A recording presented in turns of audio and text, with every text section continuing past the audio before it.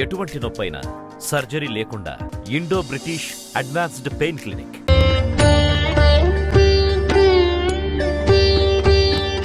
గురుగారు, ఏ చెట్టుకి కర్రపాడి కట్టాలి?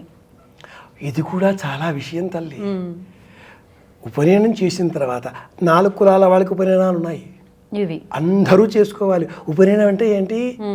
ప్రశ్న ఏంటో సమాధానం ఏంటో అనుకోమాక, వచ్చేస్తాను. ఉపనయనం అంటే విద్యాభ్యాసానికి ఆరంభం, శ్రీకారం చుట్టడం. అప్పుడు చేతిలో ఒక దండం పట్టుకోవాలి, ఒక కర్ర పుచ్చుకోవాలి.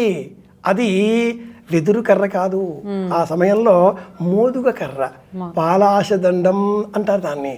దండం దశగుణం భవేత్ అనే నీతి శ్లోకం ఉందే, అది కొట్టడం అని కాదు, చేతకర్ర పుచ్చుకోవాలి. అది పాలాశ దండం, మోదుకర్ర. మోదుకర్రకి ఇలా గాల్లో తిప్పితే జొయ్యి అంటూ శబ్దం వస్తుంది. ఆ శబ్దం కారణంగా సర్పాలు అవి దూరంగా వెళ్ళిపోతాయి.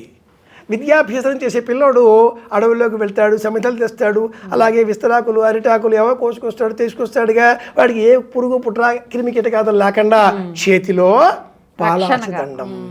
పెళ్లి సమయంలో మరో కట్టి పట్టుకుంటాడు, అది వైణవ దండమాదాయ. వెదురు కర్ర పుచ్చుకోవాలి. కృష్ణుడి చేతిలో వెదురు కర్ర ఉంటుందే, వెదురు కర్రగా వేణువు. ఫెంగ్షూయ్, చైనీస్ వాస్తుశాస్త్రం, వెదురు కర్ర ఉన్న చోట డబ్బు ఉంటుంది అని చెప్తుంది. కృష్ణుడు ఉన్న చోట డబ్బేగా, గృహస్థుకు కావాల్సింది డబ్బేగా. కాబట్టి గృహస్థ ధర్మం తీసుకునే సమయంలో కాశీయాత్రకు వెళ్ళాలనగానే చేతికి వైణవ దండమాదాయ, చేతికి వెదురు కర్ర ఇస్తారు.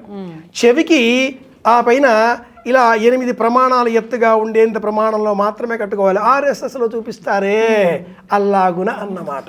చెవి పైనుంచి 8 అంగుళాల ఎత్తులో ఉండే కర్రనే పుచ్చుకోవాలి. అది చేత పుచ్చుకుంటే వైణవ దండం. ఇక చివరి యాత్ర, చనిపోయిన తర్వాత ఆ వ్యక్తి నడవలేని స్థితిలో ఉంటాడు.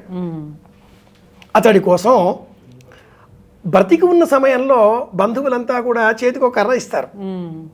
ఒకటి స్టిక్, లేదా యు ఆకారంలో ఉండే స్టిక్, లేదా రకరకాలుగా ఈనాడు వచ్చేస్తున్నాయి అత్యాధునికంగా ఏదో చేతకర్ర పుచ్చుకున్నాడు అని చెప్తారు. తాతగారి చేతికర్ర ఇస్తే దండము అంటారు. ఆ సమయంలో శరీరం తీసుకువెళ్ళే సమయంలో కూడా శవవాహనం కోసం యాత్ర కోసం వినియోగించేటటువంటి ఆ కర్రలు ఏవైతే ఉన్నాయో వాటికి కూడా శాస్త్రం ఒక నిర్దిష్టమైన ప్రమాణమైనటువంటి కర్రనే వినియోగించాలి అని చెప్పింది. అది ఎంత చక్కనిది అంటే దత్తాత్రేయుడు ఆ కర్ర లేదా ఆ వృక్షాన్ని ఆశ్రయించి ఉంటాడు అని చెప్తుంది. మేడి కర్రని వినియోగించాలి. మేడి కర్ర. ఆ మేడి కర్రకి ఒక ప్రత్యేకత ఉంది. ఏంటంటే విషాన్ని విరుగుడు అని చెప్తుంది శాస్త్రం. ఈ మేడి కర్రకి మహా విష సంబంధంగా ఉండే వాటిని కూడా తొలగించుకోవాలి అంటే ఆయుర్వేదంలో మేడి కర్రని రంగరించి ఆ కాసింత వేడి నీటిలో కలిపేసి పుచ్చుకున్నట్లయితే విషానికి విరుగుడు మేడి కర్ర అని చెబుతారు శాస్త్రజ్ఞులు. శరీరంలో ఏవైనా రోగాలు వ్యాధులు వచ్చి చేరి ఉంటే ఆ కారణంగా ఈ శరీరంలో ఉండేటటువంటి ప్రాణం బయటికి వెళ్ళిపోయే ప్రయత్నాలు చేస్తూ ఉంటే ఇలా మనం ఈ మేడి కర్ర పైన శరీరాన్ని పవళింపజేస్తే ఆ మేడి కర్రలో ఉండే శక్తి కారణంగా ప్రాణం బయటికి వెళ్లకుండా ఉంటుంది అని ఆశ. అందుకని చివరలో వినియోగించేటటువంటి శవ వాహనంగా ఏదైతే కర్రలు పెట్టేస్తున్నామో నిడిపాటుగా ఉండేటటువంటి 2 కర్రలు 7 అడుగులే ఉండాలి. అడ్డుగా కట్టే కట్టెలు కూడా 7, 7, 14 ఉండాలి. 14 లోకాలకి ప్రతీక. అలాగే ఒకే వస్త్రాన్ని దిగువగా పరిచి ఆ శరీరాన్ని పరుండ చేసి అదే వస్త్రాన్ని మళ్ళీ పైన కప్పాలి. ఏకైన వస్త్రేణ కార్యం కుర్వీత, ఒకే వస్త్రాన్ని. ఆ కర్ర మేడి కర్ర అయి ఉండాలి. ఇది ఇందులో ఉండేటటువంటి అంతరార్థం. అలాగే విషముష్టి ఒక ప్రత్యేకమైనటువంటి మూలిక చెట్టు. ఆ మూలికతో ఉండేటటువంటి వాటిని శరీరం పైన చెవులపై భాగంలో చెక్కాలి. అలాగే మనం వట్టివేళ్ళు అంటూ ఉంటాం కదా, ఆ వట్టివేళ్ళని వరుసగా సేకరించి కాసింత వాటిని మంత్రంతో తడిపి వాటిని శిరస్సు పైన అట్టాగా అట్టి పెట్టాలి. నిమ్మరసం చుక్కలు నాసికలు 1-2 చుక్కలు వేయాలి. ఇవన్నీ కూడా ఆయుర్వేద పరమైనటువంటి చికిత్సా విధానాలు. ఆ శరీరంలో ఇంకా ప్రాణం ఉన్నది అన్న ఆశతో తులసి నీరు పోస్తున్నాం మనం. అది పరమాద్భుతమైన పరమ దివ్యౌషధం. ప్రపంచానికి మన భారతదేశం అందించినవి 2, ఒకటి తులసి, 2 భగవద్గీత. భగవద్గీత వింటే ఓడిపోయేవాడు కూడా బతకాలి అన్న ఆశ పుడుతుంది. తులసి తీర్థం స్వీకరిస్తే ఎలాంటి రోగమైనా అలా పారిపోతుంది. అందుకే తులసి నీళ్ళు పోస్తాం. అందుకే తులసి నీరు ఇంకా ఉంది అన్న ఆశ. అంతేగాని పోయాడులే అని చెప్పేసి పోయడం కాదు కదా. మన ధర్మం అలా ఒప్పుకోదు కదా. చనిపోయిన వారి నోట్లో పోస్తారు. బంధువులంతా చుట్టూరా తిరిగి కాసిన బియ్యము నువ్వులు నోట్లో వేస్తారు, తిరిగి వస్తాడేమో అన్న ఆశ.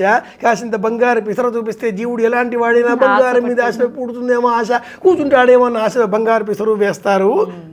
కర్ర వినియోగించవలసింది మేడి. ఎలాగైతే ప్రారంభంలో పాలాశం విద్యాభ్యాసమో, ఎలాగైతే వెదురు డబ్బుకి ఆకర్షణనో, అలాగే ఈ మేడి ఆరోగ్యపరమైన చికిత్సా విధానాలలో అద్భుతమైనటువంటి ఈ చెట్టు. సంతానం కలగడం లేదా, మేడి చెట్టు చుట్టూ ప్రదక్షిణ చేయండి. డబ్బు రావడం లేదా, మేడి పళ్ళని దానం ఇవ్వండి.